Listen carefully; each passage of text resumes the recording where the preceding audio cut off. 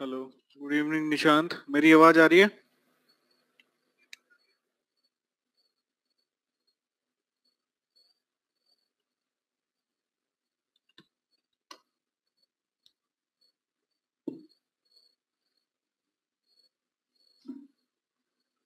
Good evening Narendra.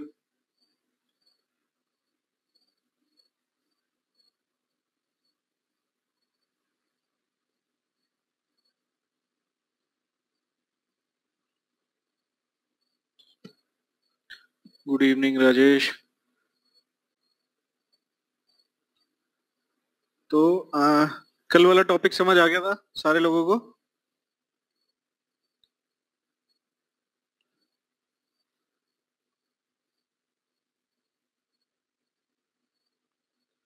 ठीक है। तो बाकी उसमें तो कुछ ऐसा कुछ खास बचा नहीं था। ठीक है, तो आज फिर हम नया टॉपिक शुरू करेंगे। ठीक है, बाकी सारे लोगों को कोई दिक्कत तो नहीं हुई थी? समझ आ गया था सब लोगों को?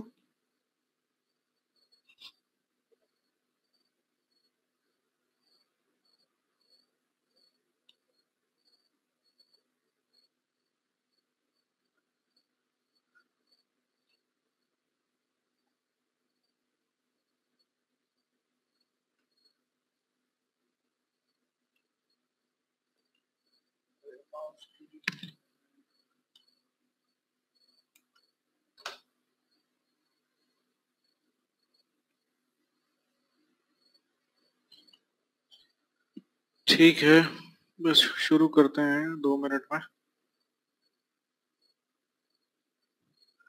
चलो, आज हम बात करेंगे हमारे मैग्नेटाइजिंग इनरश करंट की। ठीक है, तो क्या होता है मैग्नेटाइजिंग इनरश, हम देखते हैं। ठीक है, अब सपोज करो कि हमारा अप्लाइड वोल्टेज साइनोसॉइडल है। ठीक है, अगर सपोज करो हमारा अप्लाइड वोल्टेज साइनोसॉइडल है। ठीक है, तो कोर का फ्लक्स जो है ना, सपोज करो ये हमारा क्या है, अप्लाइड वोल्टेज है। This is your applied voltage. ठीक है, अब हम ये डिस्कस कर चुके हैं कि ये हमारा इंड्यूस्ड ईएमएफ है। ठीक है, और ये हमारा क्या है, फ्लक्स फाई। ठीक है, तो फ्लक्स फाई से ये जो ईएमएफ है वो हमारा 90 डिग्री लीड करेगा, है ना, या इस इंड्यूस्ड ईएमएफ से ये जो हमारा फ्लक्स फाई है वो 90 डिग्री क्या करेगा, लैग करेगा। ठीक है, तो सपोज करो ये जो आपने ब्लैक वाली लाइन देखी, ये हमारा क्या है, अप्लाइड वोल्टेज है। ठीक है, तो जो हमारा फ्लक्स है, ठीक है, वो क्या करना चाहिए, इससे 90 डिग्री लैग करना चाहिए।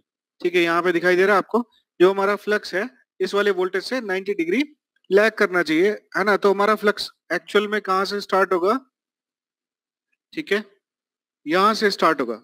ठीक है, बस मैं इसको पीछे बैक ट्रैक कर देता हूँ। ठीक है, यहाँ पे तो फ्लक्स की वेवफॉर्म जो होगी वो हमारी कुछ इस तरीके से होगी। ये हमारी फ्लक्स की वेवफॉर्म हो गई। ठीक है, ये हमारा क्या हो गया, अप्लाइड वोल्टेज हो गया। अगर हमारा अप्लाइड वोल्टेज साइनोसॉइडल है ना, तो फ्लक्स यहाँ से क्या कर रहा है, 90 डिग्री लैग कर रहा है। यहां तक समझ आया सबको? जल्दी बताओ।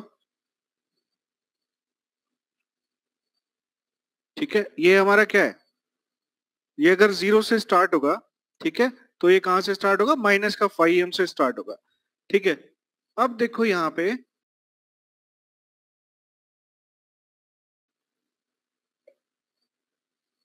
अ,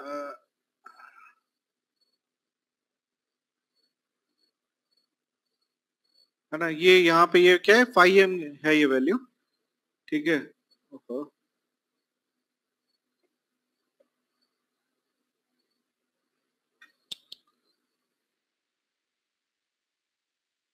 एक मिनट यार। हम्म, ये क्या हो रहा है?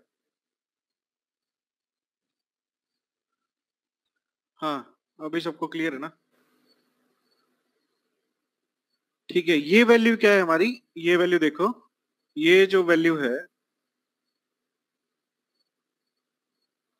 ठीक है, ये किसके बराबर है, ये जो वैल्यू है ये हमारी 5 एम के बराबर है।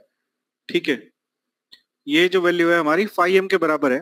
ठीक है, तो जो हमारा फ्लक्स है, ठीक है, उसमें चेंज देखो, इसकी हाफ साइकिल में वोल्टेज की हाफ साइकिल में फ्लक्स कहां से चेंज हुआ है, माइनस का 5 से प्लस का 5 तक। तो जो चेंज है हमारा फ्लक्स में वो कितना है बताओ मेरे को।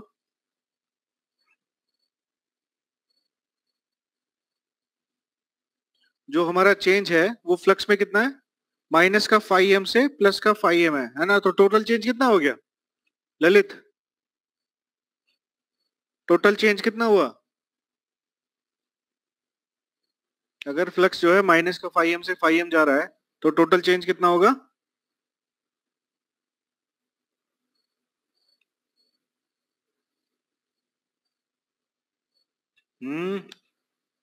टोटल चेंज जीरो, ये टोटल चेंज जीरो हुआ।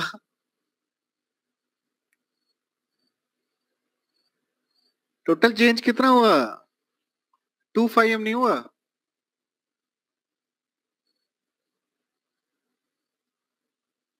है भाई, टोटल चेंज कितना हुआ, फाइनल वैल्यू कितनी है 5 माइनस इनिशियल वैल्यू कितनी है माइनस का 5। ठीक है, तो टोटल चेंज कितना हुआ प्लस का 2 5। ठीक है ना। तो अगर हमारा अप्लाइड वोल्टेज साइनोसॉइडल है, ठीक है, अगर हमारा अप्लाइड वोल्टेज साइनोसॉइडल है तो फ्लक्स में कितना चेंज होना चाहिए हमारा, 2 5 का चेंज होना चाहिए। ठीक है, किस रिलेशन को सेटिस्फाई करने के लिए, इस रिलेशन को सेटिस्फाई करने के लिए, ठीक है, कि हमारा ये जो ईएमएफ है वो इस फ्लक्स से 90 डिग्री लीड करता है। ठीक है ना। तो यहां से हमने ये देखा कि अगर हमारा अप्लाइड वोल्टेज साइनोसॉइडल है तो चेंज इन फ्लक्स होगा वो हमारा 2 5 होगा। ठीक है, अब सपोज करो आप किसी पावर प्लांट में काम कर रहे हो, है ना, और आपको एक ट्रांसफॉर्मर को स्विच करना है ना, यानी कि ट्रांसफॉर्मर को लोड पे डालना है। ठीक है, ये टर्न ऑन कर रहे हैं। ठीक है, तो सपोज करो अगर तुमने इस इंस्टेंट पे टर्न ऑन किया, ठीक है, इस इंस्टेंट पे टर्न ऑन किया तो चेंज इन फ्लक्स कितना होगा बताओ। है ना, अगर तुम वोल्टेज के पीक वैल्यू पे अपने ट्रांसफॉर्मर को स्विच ऑन करते हो, ठीक है, आपने सर्किट ब्रेकर को क्लोज किया, ठीक है, उस टाइम जो इंस्टेंटेनियस वोल्टेज है, ठीक है, वो कितना है, वोल्टेज का पीक वैल्यू है। ठीक है, तो उस टाइम पे चेंज इन फ्लक्स क्या होगा, कोई बताएगा मेरे को।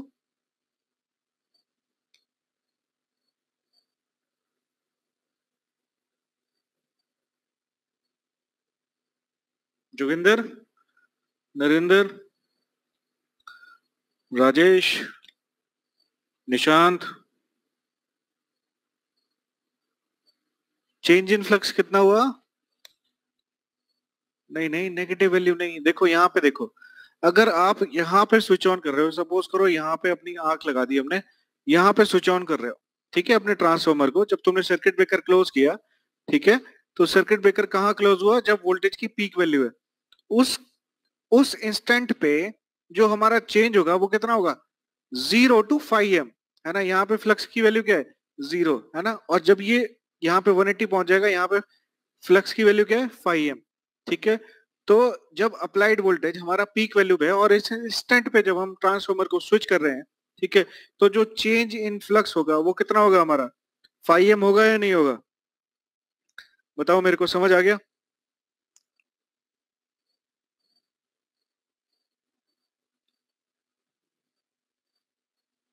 ठीक है, सारे लोग बताओ, यहां तक समझ आ गया ना। अगर हम ट्रांसफॉर्मर को कहाँ पे स्विच करें, अपने वोल्टेज की पीक वैल्यू पे स्विच करें, है ना, अगर आप लकी हो, ठीक है, तो आप कहाँ ट्रांसफॉर्मर को स्विच करोगे, यहाँ पे स्विच करोगे। ठीक है, तो जो चेंज इन फ्लक्स आएगा वो कितना आएगा आपका, 5 है। ठीक है, पर किसी भी मैग्नेटिक सर्किट में, ठीक है ना, किसी भी मैग्नेटिक सर्किट में सपोज करो at time t equal to 1 second पे, है ना, आपने यहाँ पे करंट फ्लो करा, ठीक है, time equal to t second पे यहाँ पे आपने करंट फ्लो किया, ठीक है, तो फ्लक्स क्या होगा यहाँ पे, जीरो से तो स्टार्ट होगा। ठीक है ना, ऐसा थोड़ी ना है कि इससे पहले यहाँ पे ये नेगेटिव फ्लक्स की वैल्यू होगी, ऐसा तो नहीं होगा ना। सपोज करो आपने नया ट्रांसफॉर्मर लिया, उसको जब स्विच ऑन कर रहे हो आप, है ना, तो ऐसा नहीं है ना कि यहाँ पे पहले से ही नेगेटिव फ्लक्स होगा यहाँ पे। ठीक है, किसी भी ट्रांसफॉर्मर में, किसी भी इंडक्टिव सर्किट में फ्लक्स हमेशा कहाँ से स्टार्ट होगा, जीरो से ही स्टार्ट होगा। ठीक है, तो सपोज करो अगर तुम्हारी किस्मत खराब है और तुमने ट्रांसफॉर्मर को कहाँ पे स्विच किया, इस जीरो इंस्टेंट पे अपने ट्रांसफॉर्मर को स्विच ऑन किया, है ना, या जब तुमने सर्किट ब्रेकर क्लोज किया तो वहां पे क्या है, ये जीरो इंस्टेंट है, ठीक है। तो ये रिलेशनशिप सेटिस्फाई करने के लिए क्या होगा, जो चेंज इन फ्लक्स होगा वो कितना होगा, 2 φm होगा या नहीं होगा? ठीक है, यहाँ पे देखो ये 2 φm होगा, जो चेंज इन फ्लक्स होगा वो 2 φm होना चाहिए या नहीं होना चाहिए, बताओ मेरे को। ये बात समझ आई सबको?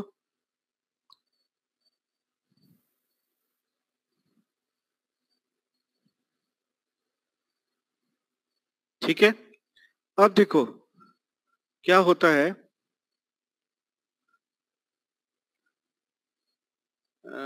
हाँ,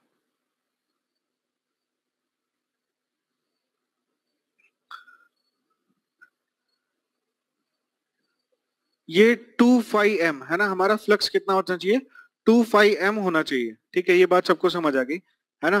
पर हमारी कोर सेचुरेट कर जाती है, ठीक है, और क्या होता है, जो हमारा मैग्नेटाइजिंग करंट है I0, ठीक है, वो इस तरीके से आपका इंक्रीज करता चला जाता है, करता चला जाता है, करता चला जाता है, करता चला जाता है, करता चला जाता है, ठीक है ना, और ये I0 की वैल्यू कितनी हो जाती है, 5 टाइम्स भी हो सकती है, ठीक है। It can increase up to 40 times of full load current, ठीक है। ये जो 2 φm है ना, इस फ्लक्स को एस्टेब्लिश करने के लिए, ठीक है, इस फ्लक्स को एस्टेब्लिश करने के लिए ये जो एक्साइटिंग करंट है ना, जो हमने पढ़ा था, है ना, ये 3 to 5% होती है मैक्सिमम, ठीक है। ये कहां तक चली जाती है ना, अप टू 5 टाइम्स, है ना, और वर्स्ट कंडीशन में अप टू 40 टाइम्स और up to 20 times of full load current तक, है ना, 40 टाइम्स और 20 times of full load current तक ये वैल्यू इंक्रीज कर जाती है, ठीक है। तो सर्किट ब्रेकर को क्या लगता है, जैसे ट्रांसफार्मर में फॉल्ट हो गया, ठीक है, और आपका ट्रांसफार्मर इस केस में, है ना, सर्किट ब्रेकर को क्या लगेगा, है ना, कि ये तो फॉल्ट करंट है भाई, इतना ज्यादा करंट कैसे फ्लो कर रहा है। तो ट्रांसफार्मर की जो सर्किट ब्रेकर है, जो सर्किट ब्रेकर लगा होगा, वो बार बार आपका ट्रिप करता रहता है, ठीक है, और ट्रांसफार्मर आपका लोड पे नहीं जाता, ठीक है। समझ आ गई बात? नरेंद्र आगे मैं डिस्कस कर रहा हूँ, ठीक है, चिंता मत करो, बता रहा हूँ कैसे लिमिट करेंगे इसको, ठीक है, यहां तक समझ आई बात। ये जो 2 φm है ना, इस फ्लक्स को एस्टेब्लिश करने के लिए, क्योंकि आपको पता है ना, ये जो हमारा फ्लक्स है फाई, ठीक है, ये यहाँ पे ऐसे करेगा और ये सेचुरेट कर जाएगा, ठीक है, इससे ज्यादा हमारा कोर मैग्नेटाइज नहीं हो सकती, ठीक है। 2 φm से कम वैल्यू पे ही हमारा कोर सेचुरेट कर जाती है, 2 φm फ्लक्स से पहले ही हमारा कोर सेचुरेट कर जाती है। तो इतना ज्यादा फ्लक्स एस्टेब्लिश करने के लिए करंट आपका लगातार इंक्रीज करता चला जाता है, ठीक है, और ये 40 टाइम्स तक जा सकता है हमारे फुल लोड करंट के। तो हमारा सर्किट ब्रेकर को क्या लगता है कि हमारा जैसे ट्रांसफार्मर में फॉल्ट हो गया, है ना, और जैसे ही आप ट्रांसफार्मर को स्विच ऑन करोगे, ठीक है ना, और अगर आपका स्विचिंग इंस्टेंट ये रहा, जीरो पोजीशन रही, है ना, तो आपका ट्रांसफार्मर एनर्जाइज नहीं होगा, सर्किट ब्रेकर उसको ट्रिप कर देगा, ठीक है। अगर आप लकी रहे, ठीक है, तो क्या होगा, आपका जो ट्रांसफार्मर है ना, जो आप सर्किट ब्रेकर क्लोज करोगे या ट्रांसफार्मर को आप ऑन करोगे, है ना, अगर आप लकी एनफ रहे और आपने इस इंस्टेंट पे अगर ट्रांसफार्मर को स्विच ऑन कर दिया, है ना, तो फ्लक्स को कहां से कहां तक जाना है, 0 to 5 m तक जाना है, आपको कोई दिक्कत नहीं होगी, ट्रांसफार्मर आपका लोड पे चला जाएगा, ठीक है। तो ये जो 2 φm का जो चेंज है, इसी को कहते हैं हम डबलिंग इफेक्ट, ठीक है, इसी को हम क्या कहते हैं, डबलिंग इफेक्ट बोलते हैं, ठीक है। और ये जो करंट रहेगा, है ना, ये हमारा कुछ इस तरीके से रहेगा, इसको बोलते हैं इनरश करंट, ठीक है। स्टार्टिंग में ये क्या करे, बहुत ज्यादा इंक्रीज किया, है ना, फिर धीरे धीरे धीरे धीरे जैसे हमारा ट्रांसफार्मर का जो टाइम कांस्टेंट है उसके अकॉर्डिंग, है ना, ये हमारा डिके होता चला जाता है, ठीक है, और फाइनली, है ना, हमारा क्या पहुंच जाएगा, ये अपनी स्टेडी स्टेट पोजीशन पे आ जाएगा, ठीक है। फाइनली जो करंट है अपना, ये इस तरीके से स्टडी स्टेट पोजीशन पे आ जाएगा, ये हो गया आपका स्टडी स्टेट कंडीशन। समझ आ गया मैग्नेटाइजिंग इनरश क्या होता है, ठीक है। ये जो इनरश करंट है ना, यहाँ पे सेकंड हार्मोनिक कंपोनेंट होता है हमारा, सेकंड हार्मोनिक कंपोनेंट, ठीक है, ये हमारा डोमिनेंट होता है, ठीक है। ये क्वेश्चन बड़ा इंपॉर्टेंट है, सेकंड हार्मोनिक कंपोनेंट होता है, इसलिए हम इसमें क्या लगाते हैं, परसेंटेज डिफरेंशियल, ठीक है, percentage differential protection with second harmonic restrained relay, है ना, हम इस प्रोटेक्शन का यूज करते हैं, ठीक है, percentage differential percentage protection with second harmonic restrained relay, है ना, ये हम रिले का यूज करते हैं ताकि अगर हमारे इस तरह की कंडीशन हो, ठीक है, तो हमारा ट्रांसफार्मर ट्रिप कर जाए, क्योंकि इतना ह्यूज अमाउंट ऑफ करंट अगर फ्लो करेगा, ठीक है, तो आपका कंडक्टर्स आपके डैमेज हो सकते हैं, है ना, जो वाइंडिंग है वो भी हमारी डैमेज हो सकती है, ठीक है, क्लियर होगी बात सबको?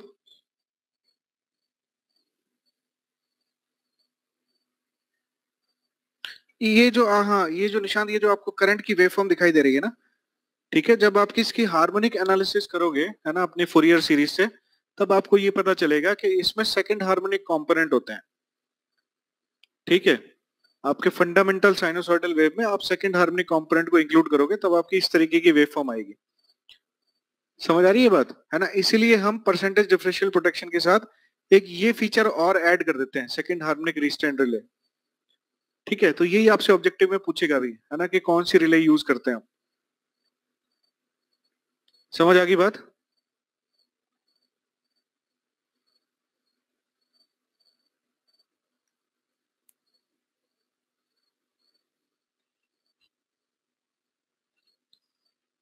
हाँ, ठीक है, तो पढ़ लेते हैं इसको एक बार, है ना, if the applied voltage is sinusoidal then the core flux must change from minus का फाई एम टू प्लस का फाई एम, है ना, कोर फ्लक्स हमारा माइनस का फाई एम टू प्लस का फाई एम जाना चाहिए। नेक्स्ट कहता है if at the instant of switching off the transformer the instantaneous value of the applied voltage is at its peak, ठीक है, अगर हम पीक वैल्यू पे उसको स्विच ऑन कर रहे हैं, ठीक है, तो कोर का फ्लक्स कहां से कहां तक राइज करना चाहिए, 0 to 5 m in the 1/4 of the cycle, है ना, तो जो हमारी स्विचिंग होगी ट्रांसफॉर्मर की वो ट्रबल फ्री होगी। अगर आप 0 इंस्टेंट पे उसको टर्न ऑन करते हो, है ना, तो फ्लक्स कितना 0 to 2 5 m तक राइज करना चाहिए, तो इसको कहते हैं हम doubling effect, which causes huge magnetising inrush current that may reach to 5 times, ठीक है, द फुल लोड करंट, है ना, ये 5 times भी हो सकती है, 20 times भी हो सकती है, 40 times तक भी हो सकती है, ठीक है, तो this huge magnetising current causes massive force in the winding, ठीक है ना, मैंने बताया था ना वाइंडिंग क्या करते हैं आपस में, अट्रैक्टिव फोर्स, है ना, और रिपल्सिव फोर्स भी एस्टेब्लिश करते हैं, तो इतना ह्यूज करंट होगा ये, ठीक है, कि वाइंडिंग आपकी डैमेज हो सकती है ना, या इतना करंट अगर आपका सप्लाई चलेगा तो वोल्टेज हमारे पावर सिस्टम में डिप हो सकता है, ठीक है, वोल्टेज की वैल्यू क्या हो सकती है, कम हो सकती है, वोल्टेज डिप हो सकता है, ठीक है, the magnetising inertia is highly unsymmetrical, ये आप देख रहे हो हाईली अनसिमेट्रिकल है, ठीक है, हाईली अनसिमेट्रिकल है, and decays as per time constant of the system and decays as per time constant of the system, ये जो डिके कर रहा है ये डिपेंड करेगा हमारा सिस्टम के टाइम कांस्टेंट पे, it may stay for quite a few cycle and expected to decay quicker when the transformer is switch on load, तो ये आपका रिकमेंड किया जाता है कि ट्रांसफार्मर को, है ना, पहले हम लोड से कनेक्ट कर दें, उसके बाद हम अपने क्या कहते हैं इसको, ट्रांसफार्मर को स्विच ऑन करें, ठीक है ना, तो ये रिकमेंड किया जाता है कि ट्रांसफार्मर को हम लोड पे स्विच ऑन करें, ठीक है, since magnetising inertia is a primary phenomena, ठीक है, क्योंकि मैग्नेटाइजिंग से रिलेटेड है तो प्राइमरी फिनोमेना है, the percentage differential protection is provided with second harmonic restraint, ये रेस्टोरेंट लिख दिया यहाँ पे, रिस्ट्रेंट फीचर है ये,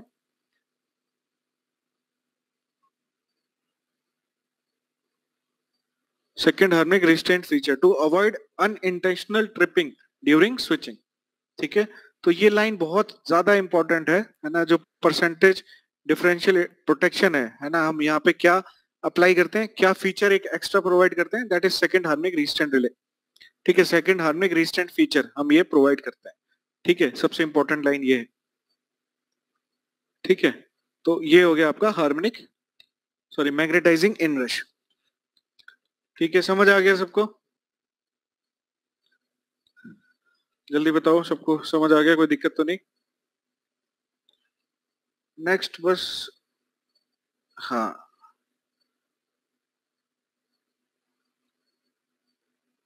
नेक्स्ट देखो, अब कोर टाइप का ट्रांसफॉर्मर और शेल टाइप के ट्रांसफॉर्मर्स क्या होते हैं? कोर टाइप के ट्रांसफॉर्मर इन विच वाइंडिंग या कोर, एक मिनट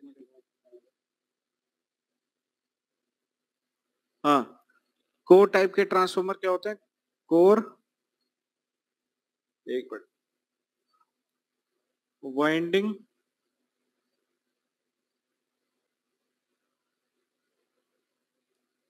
सराउंडेड द कोर, ठीक है, या इसको ऐसे लिखो, core surrounded by the winding. यहां पे लिख सकते हो कोर सराउंडेड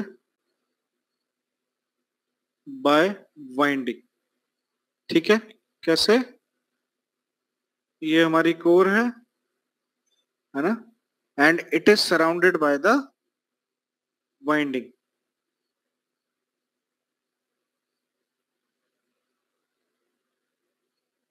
ठीक है। सिमिलरली शेल टाइप के ट्रांसफॉर्मर्स क्या होते हैं हमारे? वाइंडिंग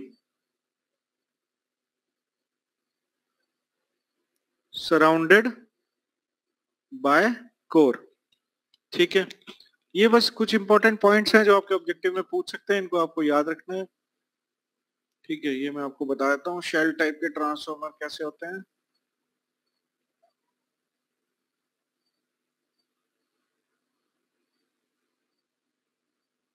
ये हो गया हमारा शेल टाइप का ट्रांसफॉर्मर इन विच,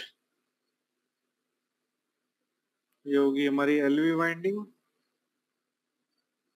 ये होगी हमारी एचवी वाइंडिंग, ठीक है। वाइंडिंग को क्या है, कोर ने सराउंड कर रखा है, ठीक है ना। तो इस टाइप के ट्रांसफॉर्मर क्या कहलाएंगे? हमारे शेल टाइप के ट्रांसफॉर्मर कहलाते हैं। अगर हमारी कोर को वाइंडिंग ने सराउंड कर रखा है तो इस टाइप के ट्रांसफॉर्मर हमारे क्या कहलाएंगे? शेल टाइप के ट्रांसफॉर्मर कहलाएंगे, ठीक है।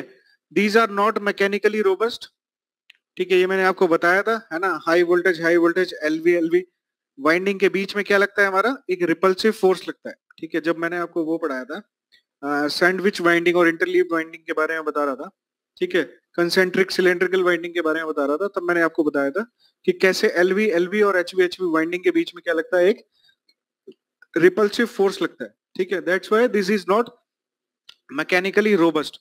ऑन द अदर हैंड ये जो हमारा शेल टाइप का ट्रांसफॉर्मर है, ठीक है, ये जो कंस्ट्रक्शन है ये मैकेनिकली स्ट्रेंथ, काफी मैकेनिकल स्ट्रेंथ होती है इसमें, ठीक है। नेक्स्ट, हाँ, एक चीज और याद रखना, शेल टाइप का transformer use for low voltage and low power levels, ठीक है। ये भी मैंने डिस्कस किया था, क्योंकि सर्कुलर कोर का जो एरिया है ना, ये जो सर्कल का जो एरिया होता है वो सबसे कम होता है। That's why we are using circular core, ठीक है। और सर्कुलर कोर को बनाने के लिए हम क्या करते हैं? स्टेप्ड वाइंडिंग यूज करते हैं, सॉरी स्टेप्ड कोर यूज करते हैं, ठीक है। स्टेप करते हैं यहाँ पे इस तरीके से। जब भी आप घर का ही ट्रांसफॉर्मर खोल के देखना, ठीक है, कोई छोटा सा, तो वहां पे इस तरीके का कंस्ट्रक्शन होता है, ये इस तरीके, ठीक है, ये हमारी स्टेप्ड कोर होती है,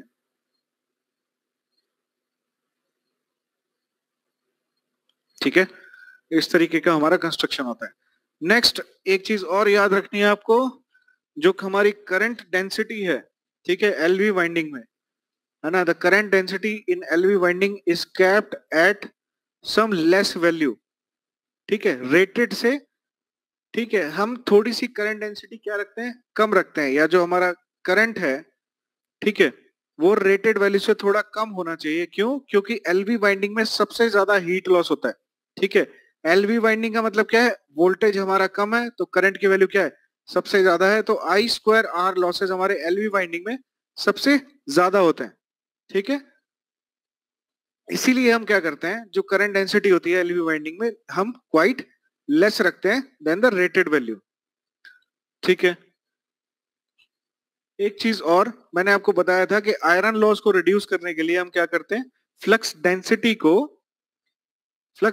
रिड्यूस करते हैं, ठीक है। क्योंकि हिस्टैरिसीस लॉस जो होता है आपका, वो क्या होता है?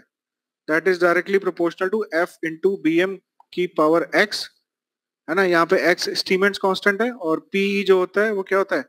F square B m square into t square, ठीक है। तो बी एम की वैल्यू, ये जो फ्लक्स डेंसिटी की वैल्यू है, ठीक है, इसको हम रिड्यूस करते हैं। तो फ्लक्स डेंसिटी क्या होता है? B इक्वल टू क्या होता है? 5 बाई ए। तो फ्लक्स डेंसिटी की वैल्यू रिड्यूस कैसे करेंगे? ए की वैल्यू इंक्रीज करेंगे तो बी की वैल्यू अपने आप कम हो जाएगी, ठीक है। पर हम क्या करते हैं, ठीक है, हम इसका जो एरिया है,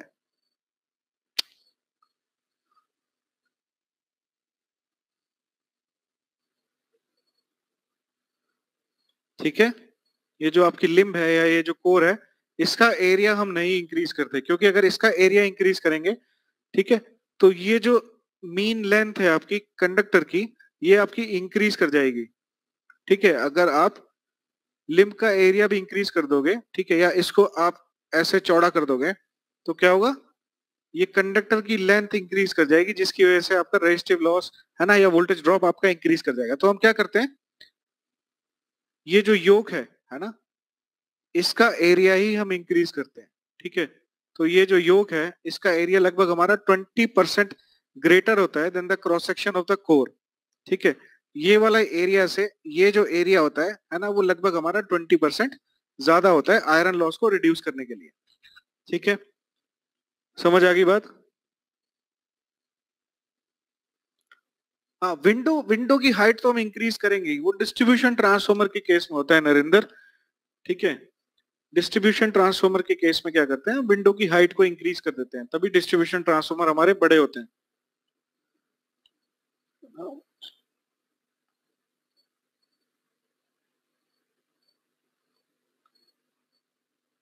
हाउ मच लिम्स और योक प्रेजेंट इन बोथ, बोथ से मतलब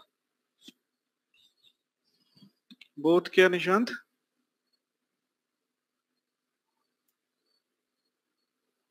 ये शेल और कोर, अच्छा यहाँ देखो, यहाँ पे क्या है, दो लिम्स हैं आपकी, ठीक है। यहाँ पे क्या है, तीन लिम्स हैं आपकी, दो कोर हैं, सॉरी ये, हाँ ये लिम्स हो गई, ये योग क्या है आपकी, दो है, ठीक है। ये तो कंस्ट्रक्शन में पढ़ लेना, है ना, किसी भी थ्योरी में दे रखा होगा,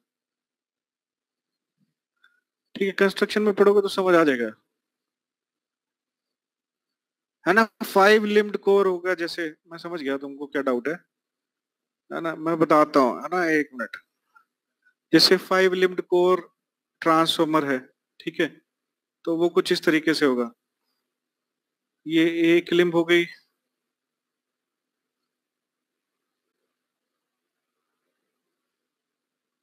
ये कितनी हो गई, एक दो तीन चार पांच, है ना, इस तरीके से ट्रांसफॉर्मर होगा ये, ठीक है। तो ये हमारा आर फेज की एलवी वाइंडिंग हो गई, है ना, इस तरीके से एचवी वाइंडिंग हो जाएगी, ऐसे ही हम एक वाइंडिंग यहाँ पे कर देंगे, ठीक है। ऐसे ही एक वाइंडिंग हमारा एक फेज की वाइंडिंग इस तरीके से हो जाएगी, ठीक है। तो ये हमारा 5 लिम्ड कोर हो गया, ठीक है। ये तो कंस्ट्रक्शन में देख लेना निशान, ठीक है। और कोई दिक्कत हो तो फिर मुझसे पूछ लेना, ठीक है।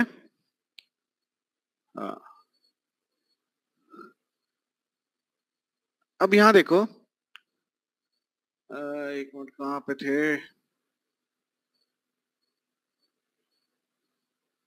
हाँ ये देखो, ये वाला पॉइंट चल रहा था हमारा, ये बड़ा इंपॉर्टेंट पार्ट है ना, इसको आप याद रख के चलेंगे, ठीक है। अगर हमारी जो करंट डेंसिटी है, ठीक है ना, ये बिल्कुल स्टेटमेंट स्टेटमेंट आपको याद रखना है। अगर हमारी करंट डेंसिटी और मैग्नेटिक फ्लक्स डेंसिटी कांस्टेंट रख दो, ठीक है, current density J, magnetic flux density B, है ना, इन दोनों को आप क्या कर दो, फिक्स्ड कर दो, ठीक है।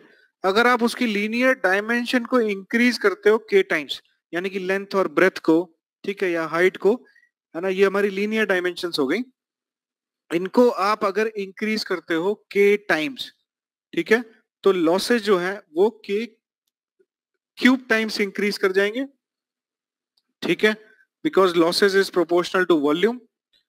रेटिंग जो होगी, है ना, वो के की पावर 4 टाइम्स इंक्रीज कर जाएगी, ठीक है। जो हमारा सरफेस एरिया होगा, है ना, ये जो एरिया होगा वो के स्क्वायर टाइम्स इंक्रीज कर जाएगा। जो मोमेंट ऑफ इनर्शिया, ये हमारी सिर्फ रोटेटिंग मशीन्स के बारे में है, ठीक है, मतलब ये पार्ट जो मोमेंट ऑफ इनर्शिया है, ट्रांसफॉर्मर का तो कोई इनर्शिया नहीं होगा ना, ठीक है। तो ये क्या होगा, हमारा के की पावर 5 टाइम्स इंक्रीज कर जाएगा, ठीक है। तो ये सीधे सीधे आपको ऑब्जेक्टिव में पूछ लेते हैं, ठीक है। अगर सपोज करो एरिया इंक्रीज कर रहा है, ठीक है, एरिया इंक्रीज कर रहा है यानी कि लेंथ इनटू ब्रेथ के टाइम्स इंक्रीज कर रही है।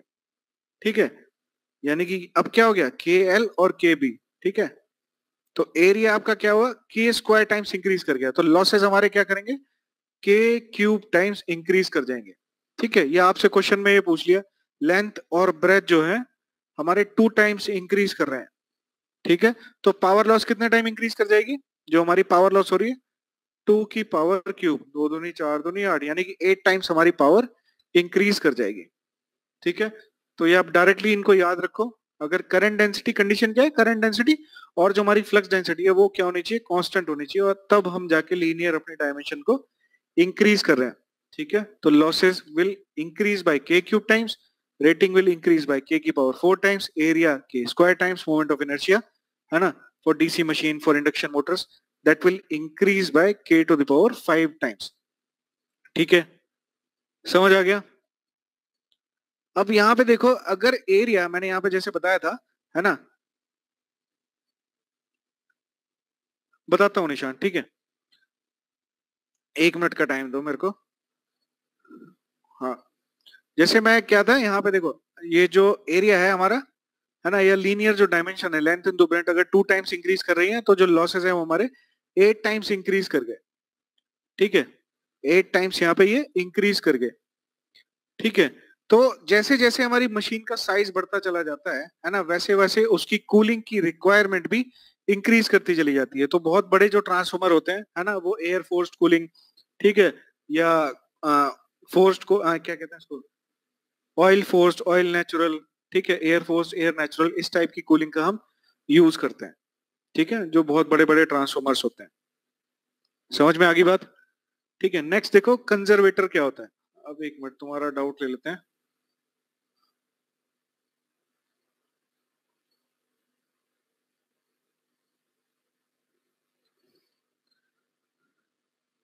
एक तो रीजन ये है, जैसे ये आपकी लिम्ब हो गई, ठीक है, अगर आप यहाँ पे एचवी वाइंडिंग लगाते हो, ठीक है निशांत, तो एचवी वाइंडिंग का जो इंसुलेशन रिक्वायरमेंट होगी, है ना, इस कोर से आइसोलेट करने के लिए वो ज्यादा होगी, है ना। तो ये सपोज करो ये कंडक्टर हो गया, है ना, और ये हो गया आपका इंसुलेशन, इसको दूसरे कलर से ले लेते हैं, ये हो गया आपका इंसुलेशन। ठीक है, इतना इंसुलेशन यहाँ पे होगा। उसके बाद आप क्या करो, एलवी वाइंडिंग लगाओ यहाँ पे। ठीक है, समझ आ रही है बात। तो कोर से इंसुलेशन की वजह से क्या हुआ, वाइंडिंग, हमारी वाइंडिंग की जो डिस्टेंस है थोड़ी सी वो इंक्रीज कर गई। इसकी वजह से क्या होगा, हमारा लीकेज फ्लक्स थोड़ा सा इंक्रीज कर जाता है। पहला रीजन तो ये है कि हम एलवी वाइंडिंग को कोर के पास रखते हैं क्योंकि इंसुलेशन रिक्वायरमेंट हमारी कम होती है।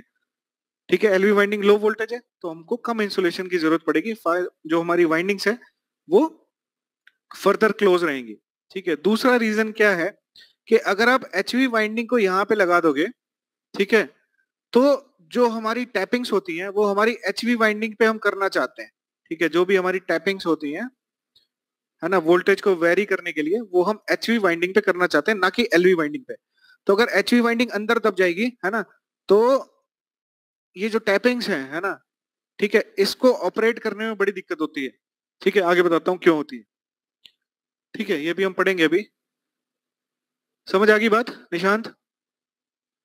ठीक है, एक तो हमें हाई वोल्टेज साइड को एक्सपोज करना है ताकि हम अपनी टैपिंग कर सकें उस पर। ठीक है, दूसरी चीज क्या है कि इंसुलेशन रिक्वायरमेंट जो होगी वो बढ़ जाएगी, जिसकी वजह से जो हमारी वाइंडिंग है ना, उनके बीच की डिस्टेंस इंक्रीज कर जाएगी, जिसकी वजह से हमारा लीकेज फ्लक्स थोड़ा सा इंक्रीज कर जाता है। ठीक है निशांत, समझ आ गया। मेन रिड्यूस्ड, मेनली फ्लक्स को, लीकेज फ्लक्स को रिड्यूस करने के लिए। हाँ, है ना, लीकेज फ्लक्स को रिड्यूस करने के लिए भी हम एलवी वाइंडिंग को लगाते हैं, है ना। और दूसरा भी बड़ा रीजन है ये कि टैपिंग्स का भी बहुत बड़ा रीजन है इसमें। ठीक है, टैपिंग्स हम एचवी वाइंडिंग पे करना चाहते हैं। ठीक है, आगे बताता हूँ हम टैपिंग्स हम एचवी वाइंडिंग पे क्यों करना चाहते हैं। ठीक है, पूछो।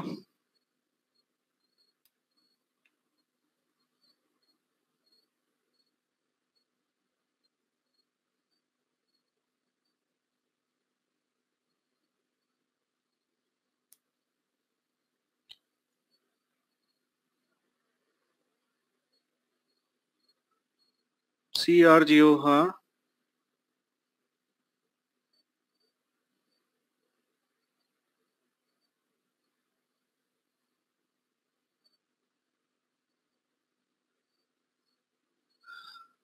CRGO में बेस्ड में क्या था? बेस्ड में मेरे को क्वेश्चन समझ नहीं आया निशांत।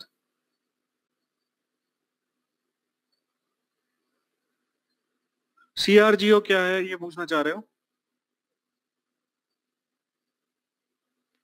CRGO क्या होता है कि, चलो बहुत डिटेल में जा रहे हो तुम। यहाँ देखो,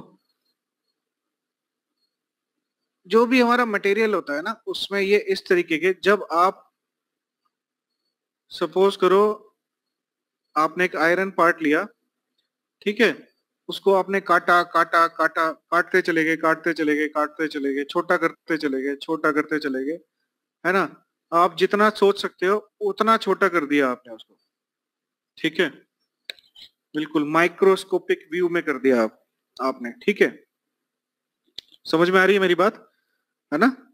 जैसे बहुत बड़ा आयरन पार्ट था, उसको छोटा कर दिया, छोटा, इसका भी छोटा, इसका भी आधा, इसका भी आधा, आधा, छोटा छोटा छोटा छोटा करते चले गए, ठीक है। इतना छोटा कर दिया कि आपने, है ना, उसको माइक्रोस्कोप से देखना पड़ रहा है, ठीक है। समझ आ रही है मेरी बात को, ठीक है। तो वहां पे आपको क्या मिलते हैं? ये छोटे छोटे मैग्नेटिक डोमेन मिलते हैं, है ना, जिसको मैंने एरो से दिखाया है।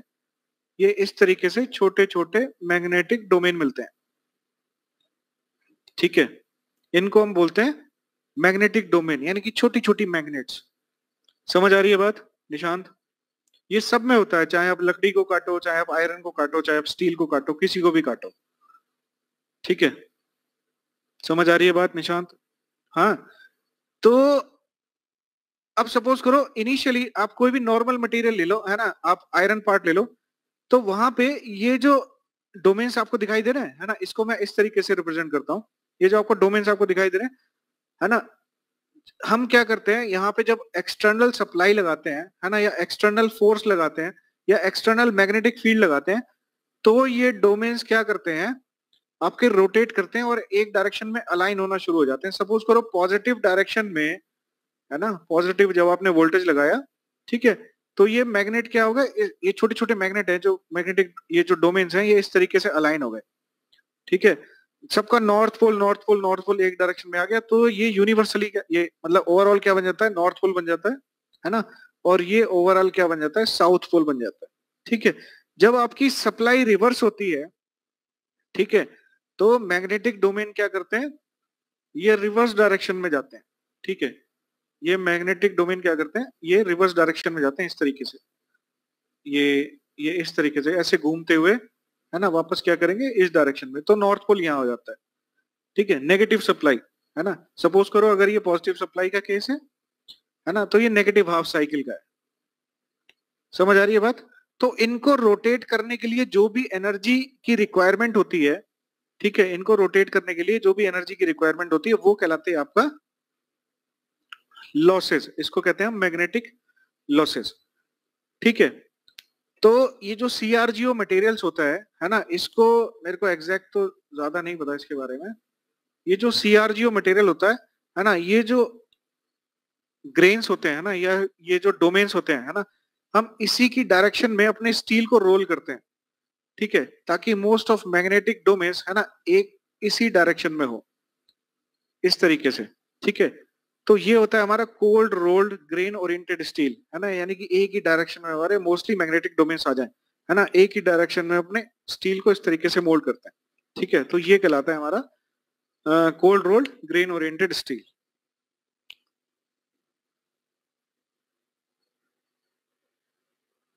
नहीं, स्टील स्टील की बात कर रहा हूं मैं।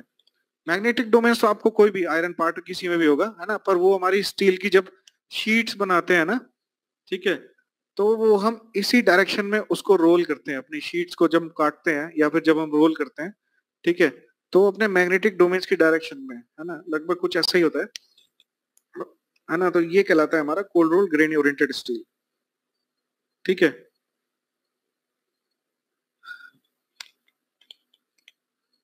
ठीक है, मैं बता दूंगा इसका एग्जैक्ट जो ऑब्जेक्टिव पॉइंट ऑफ व्यू से है ना, ये मैं आपको बता दूंगा। ठीक है, कि एग्जैक्ट जो ऑब्जेक्टिव पॉइंट ऑफ व्यू से मैं आपको बता दूंगा, जो स्टेटमेंट होगा उसका वो मैं आपको बता दूंगा। ठीक है,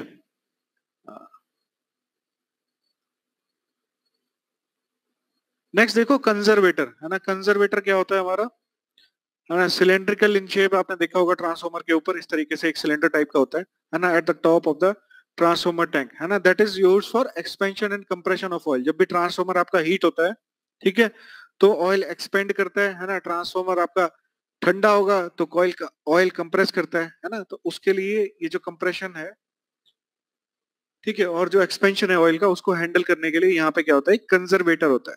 ठीक है, समझ आ गई बात। नेक्स्ट अगला होता है हमारा ब्रीदर, है ना। अब देखो यहाँ से ऑयल रिड्यूस करेगा तो एयर इन करेगी यहाँ पे। ठीक है, जब ऑयल यहाँ पे इंक्रीज करेगा, है ना, तो एयर यहाँ से बाहर निकलेगी। और एयर में क्या होता है, हमारा मॉइस्चर होता है। ठीक है, यहाँ पे देखो इस तरीके से हमारा ब्रीदर आप लोगों ने देखा भी होगा। ठीक है, तो इसका काम क्या होता है, एयर को इनलेट करना, ठीक है, या एयर को यहाँ से बाहर निकालना।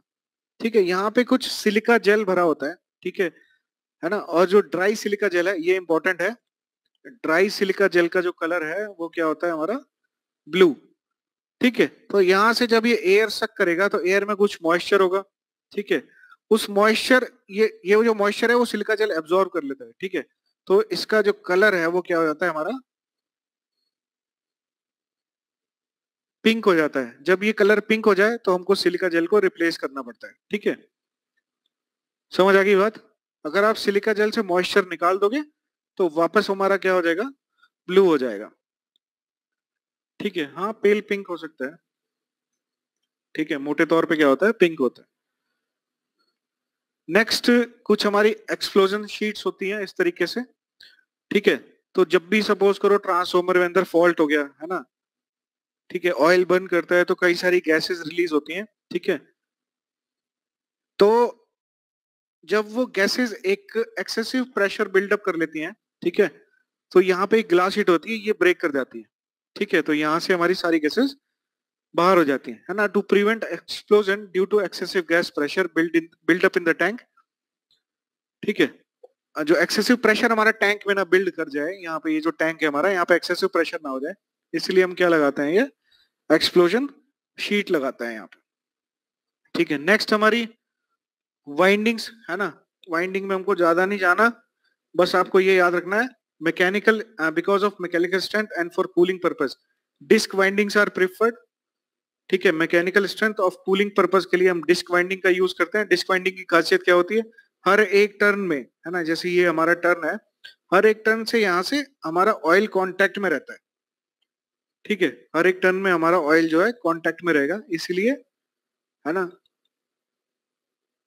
ठीक है, बेटर कूलिंग प्रोवाइड करने के लिए, ठीक है, या बेटर मैकेनिकल स्ट्रेंथ प्रोवाइड करने के लिए हम क्या करते हैं, डिस्क वाइंडिंग का यूज करते हैं। Crossover coils are not mechanically strong. जो क्रॉसओवर कॉइल्स होती हैं वो are not mechanically strong, mechanically strong नहीं होती, and are used where the current is not expected to go beyond 20 amperes, है ना। किसी भी ट्रांसफॉर्मर में अगर 20 एम्पियर्स में से ज्यादा अगर करंट नहीं फ्लो कर रहा है ना, तो वहां पे हम क्रॉस ओवर कॉइल्स यूज करेंगे। ठीक है, नेक्स्ट है, if the current in the LV winding is expected to go beyond 100 amperes. ठीक है, 100 एम्पियर से अगर ऊपर करंट जा रहा है तो वहां पे हम स्पाइरल वाइंडिंग यूज करते हैं। ठीक है, अब देखो हमारा टैप चेंज होते हैं। ठीक है, टैप चेंजर्स जनरली हम प्लेस करते हैं हाई वोल्टेज वाइंडिंग्स पे, है ना। टैप चेंजर्स किस तरीके से होते हैं, ये हमारा हाई वोल्टेज वाइंडिंग, ये इस तरीके से यहाँ पे टैप्स बने होते हैं। ठीक है, ये हम हाई वोल्टेज पे क्यों लगाते हैं, है ना, क्योंकि जो वोल्टेज पर टर्न है, यहाँ पे क्या है, जो वेरिएशन है हमारा वोल्टेज का, देखो यहाँ पे ज्यादा ऑप्शन है ना, क्योंकि यहाँ पे नंबर ऑफ टर्न ज्यादा है। ठीक है, तो वोल्टेज वेरिएशन के हमारे पास ऑप्शन हमेशा ज्यादा होंगे यहाँ पे। है ना, स्मूथली आप अपना वोल्टेज वेरी कर सकते हो। दूसरी चीज क्या है कि हाई वोल्टेज वाइंडिंग में जो हमारा करंट होता है आई, वो क्या होता है, कम होता है। ठीक है, इसीलिए जो आर्किंग की प्रॉब्लम यहाँ पे खत्म हो जाती है ना, या फिर काफी हद तक रिड्यूस कर जाती है। ठीक है, इसीलिए हम क्या करते हैं, हाई वोल्टेज वाइंडिंग में number of turns, sorry, high voltage winding पे हम अपने टैप चेंजर्स को इंस्टॉल करते हैं। ठीक है, ये भी एक रीजन है कि लो वोल्टेज वाइंडिंग को हम अंदर की साइड रखते हैं, हाई वोल्टेज वाइंडिंग को हम एक्सपोज करते हैं। ठीक है, ताकि यहाँ पे हम क्या लगा सके, अपने टैप चेंजर्स लगा सके। ठीक है, नेक्स्ट, जैसे आप ट्रांसफॉर्मर के पास गए होगे, है ना, तो वहां पे एक हमिंग साउंड सुनाई देता है, इस तरीके से। ठीक है, तो इसको कहते हैं मैग्नेटोस्ट्रिक्शन। ठीक है ना। अब यहाँ पे क्या है, क्योंकि मैग्नेटिक फ्लक्स है ना यहाँ पे, ठीक है, कोर हमारी मैग्नेटाइज हो रही है। किस तरीके से मैग्नेटाइज हो रही है, इस तरीके से, है ना, ये बीएम है। ठीक है, अब ये मैग्नेटिज्म स्ट्रांग हुआ, है ना, फिर मैग्नेटिज्म खत्म हुआ, फिर अपोजिट डायरेक्शन में मैग्नेटिज्म स्ट्रांग हुआ, है ना, फिर वापस क्या हुआ, जीरो हुआ। तो ये जो है हमारा क्या कहते हैं इसको, ये जो लेमिनेशंस है, ठीक है, ये आपस में एक्सपेंड करती हैं और कंप्रेस करती हैं। ठीक है, एक्सपेंड करेंगी और कंप्रेस करेंगी। ठीक है, तो ये एक्सप्रेशन और कंप्रेशन की वजह से हमारा क्या होता है, एक हमिंग साउंड सुनाई देती है। ठीक है, so it causes vibration and humming noise. Magnetostriction, it causes expansion and compression of the core length and core cross section. Adequate tightening of bolts is required to prevent this phenomena. ठीक है ना, तो bolts वगैरह हैं हम काफी tight करके रखते हैं, पर एक्सेसिव टाइटनिंग, ठीक है, इतने भी नहीं टाइट टाइट करने कि excessive tightening of bolts causes more vibration, है ना। जनरली रबर मैट और any other material flooring is used to prevent this. ठीक है, रबर मैट के ऊपर हम ट्रांसफार्मर को इंस्टॉल करते हैं। ठीक है, एक्सेसिव टाइट करोगे, है ना, तो आपको ज्यादा वाइब्रेशन होंगे। ठीक है, बेसिकली मैग्नेटोस्ट्रिक्शन क्या है ना, जो हमारी ये जो मैग्नेटिक कोर है ना, इसका कंप्रेशन और एक्सपेंशन, इसकी वजह से हमारा क्या होता है, ये हमिंग साउंड सुनाई देता है, इसको कहते हैं मैग्नेटोस्ट्रिक्शन। ठीक है, यहां तक समझ आ गई बात सबको।